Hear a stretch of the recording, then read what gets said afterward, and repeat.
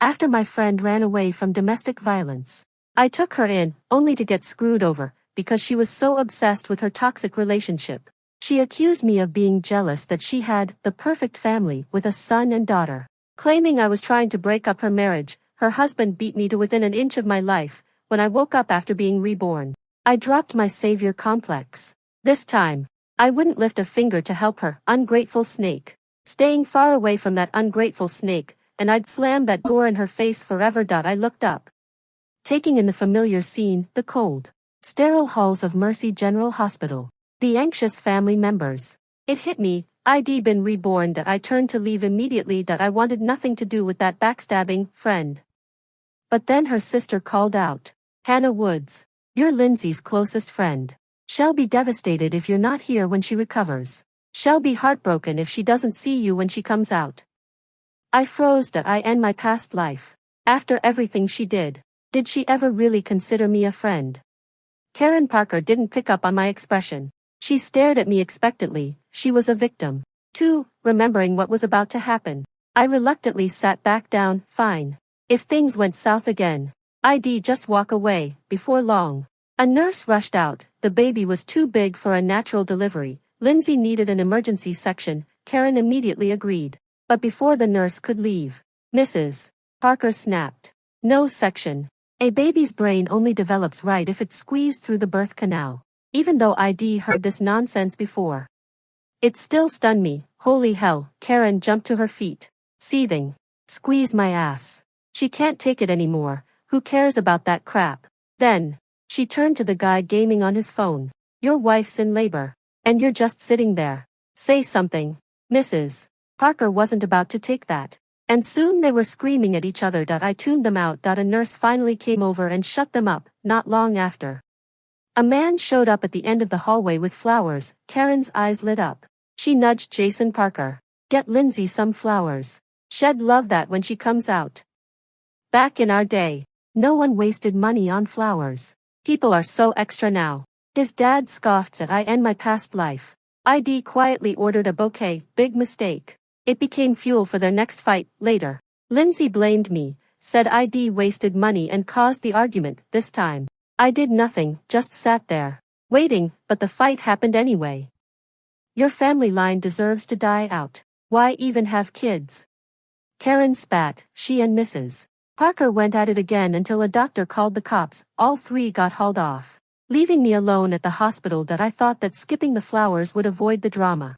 Nope. When Lindsay was wheeled out, her face fell when she saw only me. Where are they? I thought. I laid out exactly what had happened. And no mention of flowers. Her eyes welled up. I almost died. And they're fighting. She called Karen, in tears, since it was just a dumb argument. They were back soon. Mrs. Parker rushed to the bassinet and yanked open the baby's onesie. A boy. My son's a real man. Lindsay gave a weak smile. Her husband muttered, good job. Then went back to his game. Gunfire sounds blaring. Suddenly, he paused, glared at Lindsay, and said, your sister disrespected my mom. Either she apologizes, or you recover at your parents' place. No one's taking care of you here. Lindsay grabbed his arm, but he shook her off. I want to make this work. The room went dead silent. Karen gritted her teeth. I'm sorry, Mrs. Parker. I was out of line. Don't take it out on Lindsay. Mrs. Parker just snorted. Watching this pathetic display made me sick. I stood to leave. Then, Lindsay sighed. Hannah, you could have stopped them. Me. Since when was this my problem? And say what? That your sister's wrong. Or your mother-in-law's a nightmare. I smirked. If I'd stepped in, I'd be the one apologizing now. What exactly do you want from me? Lindsay. Her mouth dropped open. She hadn't expected me to snap back. I was just saying. Why are you so mad? Just saying. Right. That I left without another word. This delivery drama was just the beginning. Her husband had a history of beating her when drunk. Last time, out of pity, I took her in, but her toxic love blindness made her crawl back. Then blame me for meddling. The next time he hit her, he came for me instead. His fists rained down until everything went black. Now that I'd been reborn, I wouldn't let that happen again. I'd build my own life, far away from these people, starting with my business, back at Trendy Threads Boutique. I scanned the racks and plotted a new sales strategy. As my business thrived, I pushed Lindsay out of my mind until she called. Not even a month postpartum. He slapped me during a fight. Hannah, you have to help me, I can't stay. I almost laughed, this was just the start. It would get worse. I shut her down cold and sent her a lump sum. Trendy Threads had been half hers once. This settled our ties for good, stuck with a baby and no job. She took the money fast. Hannah, if you ever need me, just call. Partners again. Right. I hung up. Relieved, finally freed. A month passed with no contact. Meanwhile, I expanded Trendy Threads. Raking in cash. I posted daily sales receipts online to hype up customers. Then a college friend messaged. You still talk to Lindsay? Had she been hitting people up for money? My friend hesitated. Then sent screenshots. Lindsay had made a group chat, trash-talking me to anyone who'd listen. Hannah cut me out once she got rich. Doesn't care about me anymore. Money changed her. After everything I'd done, this was how she saw me. I brushed it off. My time was worth more than her drama, but Lindsay wasn't done. As I was closing up one night, she walked in, holding her baby and eyeing the renovated store. Wow, Hannah, look at this place. I stayed silent. After rambling, she finally got to the point. She wanted to set me up with her husband's cousin. I refused instantly. That guy was a deadbeat wannabe frat boy with a penchant for cheap loafers, not even worth a glance. Hannah, I already promised. Just meet him once. She whined, grabbing my arm. As if I'd fall for that. I faked a busy schedule and shoot her out. After all we've been through, you're embarrassing me, she snapped. No setups. No favors. If you cared, you'd stop pushing. Her face darkened as her baby started wailing. I ignored her exit. Back then, I'd believed she had my best interests at heart. Now, I knew better, maybe because I'd already seen her true colors. The fight didn't faze me. The next morning, a delivery arrived, apology coffee from Lindsay. She waited outside, giving me puppy dog eyes. Old me would have caved. Now, I pretended not to see her. Hannah, please forgive me. I'll die if you don't. She fake pouted. A customer walked in, so I got back to work. By noon, she was still lurking. Business is this good, huh? Her gaze turned greedy. She asked to reinvest and rebuild our partnership. Hell no. I kept a straight face. Shutting her down, she left quietly. But I caught the venom in her eyes. Something was coming. At first, nothing happened. Then, sales plummeted. Regulars vanished. A week later, one finally confessed. Did you sell us cheap fabric? Then kick Lindsay out for calling you out. My blood boiled. Shed made a group trashing my reputation. Fine. Time to fight back. I had my fabrics lab tested at California Textile Lab. Then launched a killer promo. Customers flooded back, just when I thought I was done with her. Lindsay pushed again. So I paid her a visit at Oakwood Apartments. She answered the door, hastily covering a bruise on her forehead. I played dumb, making small talk until Trendy Threads came up. Someone's spreading lies about my store. When I find them, I'm suing for every penny they've got. Lindsay stiffened. Well, what would you do? Ruin them. Legally. She gulped. I smirked. Why? You know who it is. Then I noticed her bruise. Oh, I just fell. She forced a laugh. Your husband must freaked. Bet he spoiled you after. She fumbled with her cup. That's when I saw the prenatals on the table. My stomach dropped. I end my past life. She'd shown up with 2 kids when her husband killed me. She was already pregnant again. Just preparing. She lied. Mrs. Parker promised a diamond bracelet if I give her another grandson. She babbled about zodiac signs and perfect birth years. Then sighed dramatically. Still not sure if I want another baby. Last time, I'd begged her to value herself. Shed called me jealous. This time, you're so lucky. Another baby will secure your place in the family. A true blessing. She beamed. Exactly. That bracelet's mine. Then she asked me to babysit while she ran to the store. Oh.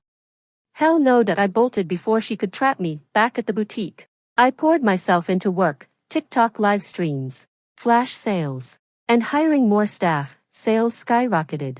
Lindsay faded from my mind, until she strutted in one day, flaunting a new bracelet, now visibly pregnant. She pawed at our non-maternity stock. You should carry mommy and lines. We love looking cute. She tilted her neck, showing off a gaudy gold chain. My hubby insisted on buying this. So spoiled.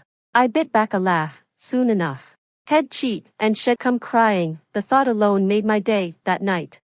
As I grabbed snacks to celebrate, my phone blew up. Lindsay, sobbing, sent a photo, her husband, half-dressed, tangled with another woman.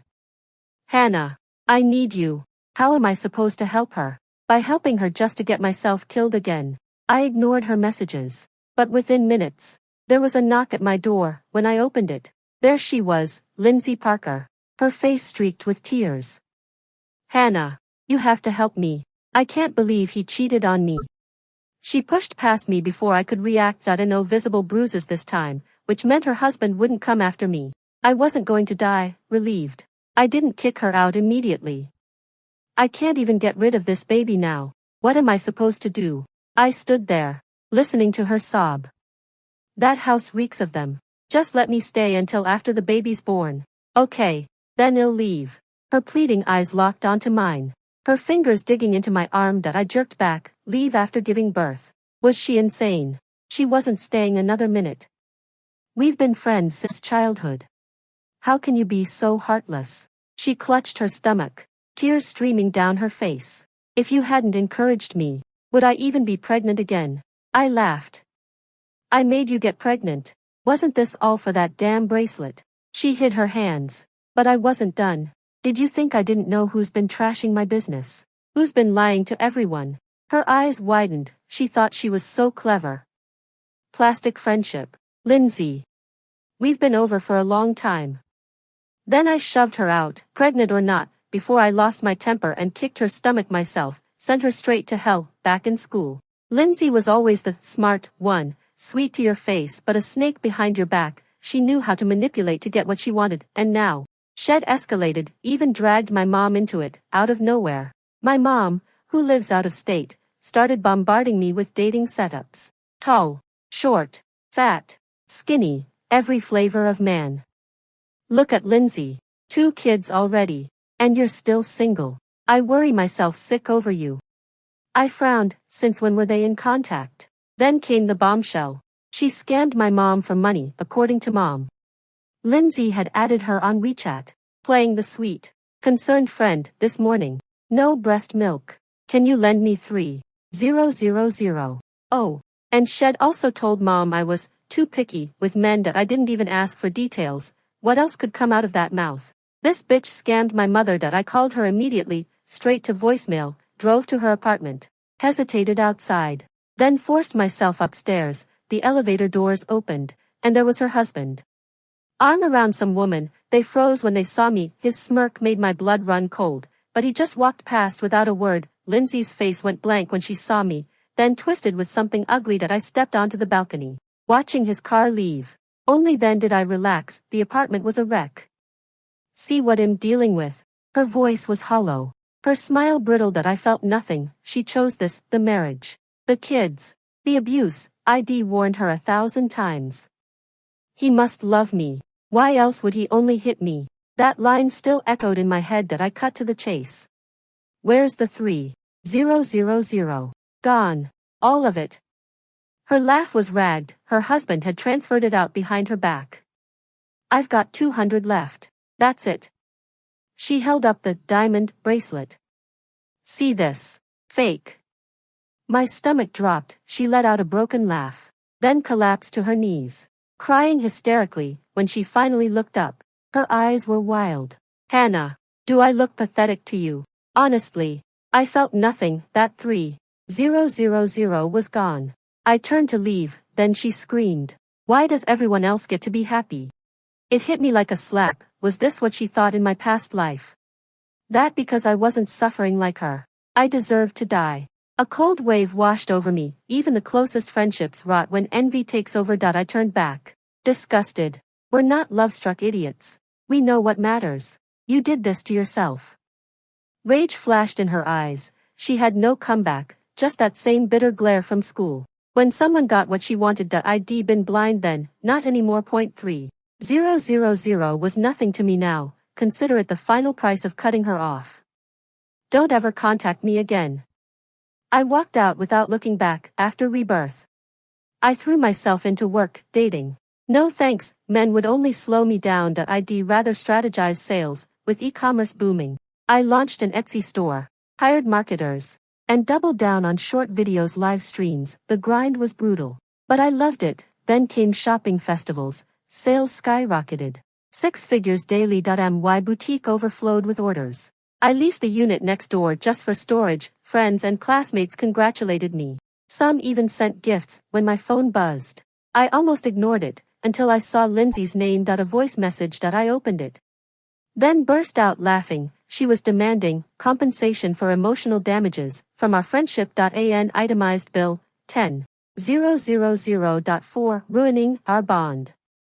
Want me to tally what I spent on you? The typing bubble appeared, then disappeared. She was just bitter that my success had nothing to do with her. Finally, she replied, I forgot.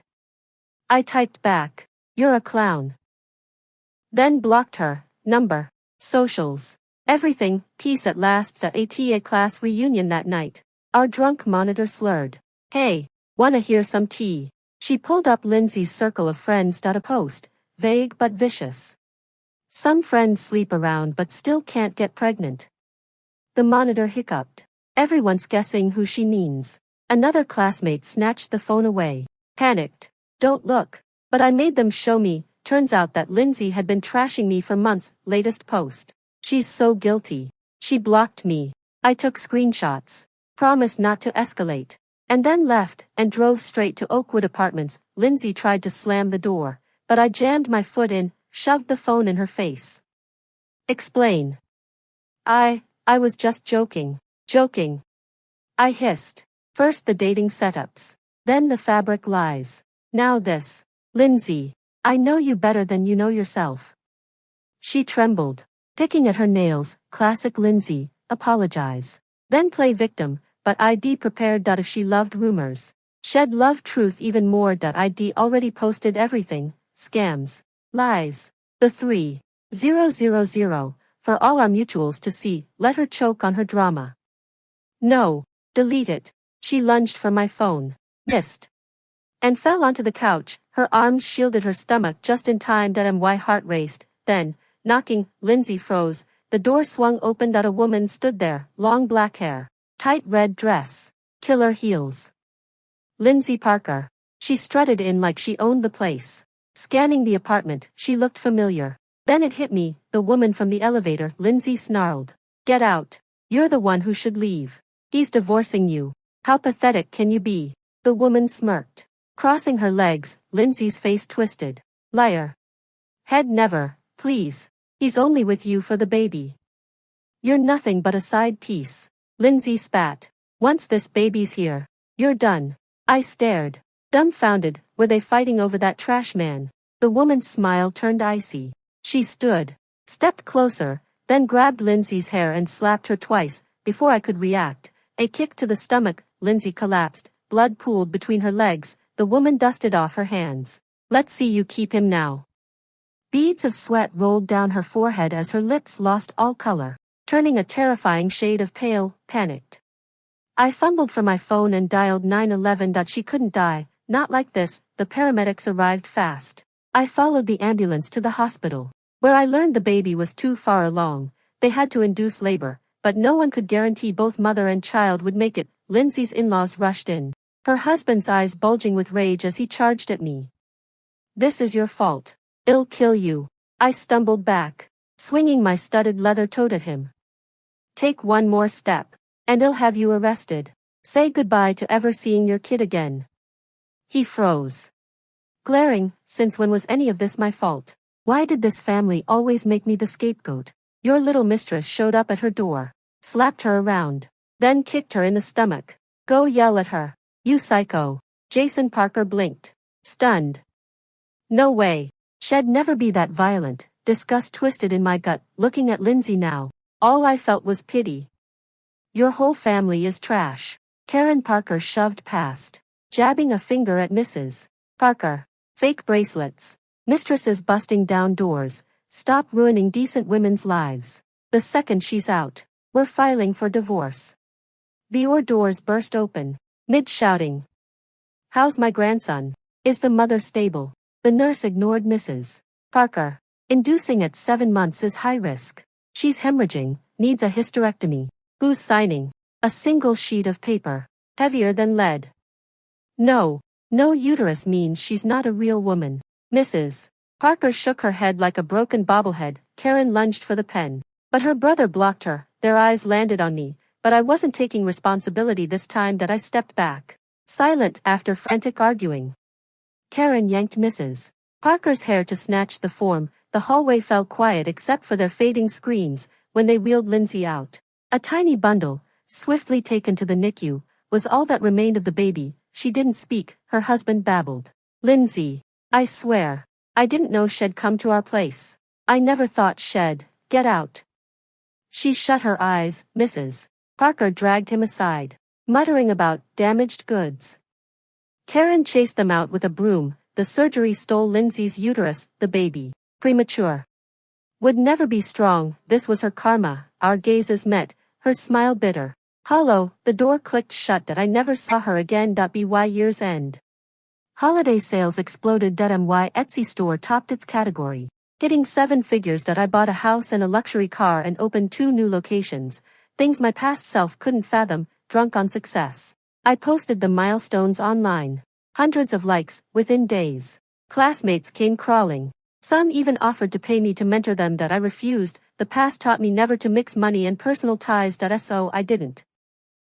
Then came the university's invitation. As an outstanding alum, I was to give a keynote speech, after dodging twice. I caved. The auditorium brimmed with bright-eyed students untouched by life's cruelty. I, weathered and worn, stood worlds apart. I shared my rag storage's story. The applause roared, under the spotlight. I glimpsed my younger self, that timid girl in a school uniform. She'd fought hell to stand here, with me. 2 months later, as I prepped for a vacation, a gaunt figure appeared outside my store, midwinter. Sub-zero temps, yet she wore a threadbare shirt. Hair matted. Life unkind. I held the door open. Hannah. Your business is thriving. I tossed her a coat. Leave. Don't loiter like a beggar. I was wrong. I divorced him. He took the baby. Tears spilled. You don't know what monsters they are. I stared. Unmoved. What did she want from me? We stopped being friends a long time ago. If that's all you came to say, get out. I shoved her toward the exit, weak. She staggered, almost fell into the snow. Can't we ever fix this? Her voice trembled. No. You walk your path. I'll walk mine. Don't come back. Her mouth opened, empty, then she vanished down the street. I turned away. No regrets, good riddance.